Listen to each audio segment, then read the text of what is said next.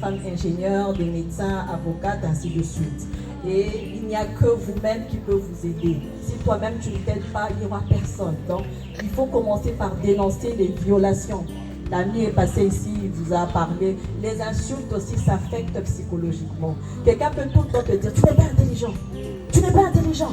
Et toi, tu commences à développer ça, tu penses que tu n'es pas intelligent, alors que ce n'est pas ce que tu es réellement. Et ce projet vient comme une réponse pour former, sensibiliser autour de ces questions, de sorte que quelqu'un qui est formé, qui est sensibilisé, peut savoir se protéger. On a mis en place aussi une boîte à plaintes. Donc cette boîte-là sert à collecter toutes les plaintes. Si par exemple au niveau de famille, vous subissez certaines formes de violence, que ce soit sexuelle, que ce soit des violences basées sur le genre, vous pouvez dénoncer. Soit si vous estimez mettre votre nom, vous le faites. Si vous préférez rester anonyme, vous pouvez aussi rester anonyme. Mais si vous restez anonyme, ça sera difficile de vous identifier.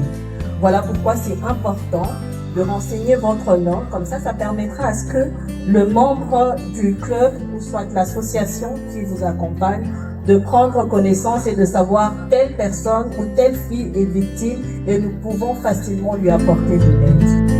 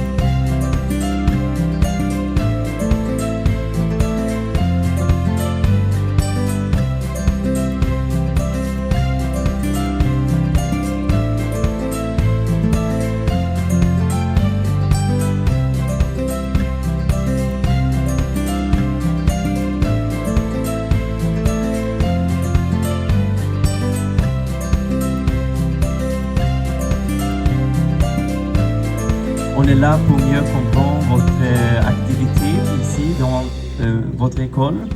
On a travaillé avec FFC depuis 3 ans maintenant et je voudrais justement dire que je suis très impressionné par l'activité par les clubs scolaires. C'était très bon. La Suède a travaillé avec la lutte contre la violence basée sur genre et sexuelle depuis longtemps maintenant et j'espère qu'on va continuer cette collaboration aussi. Et justement, un grand merci. Merci.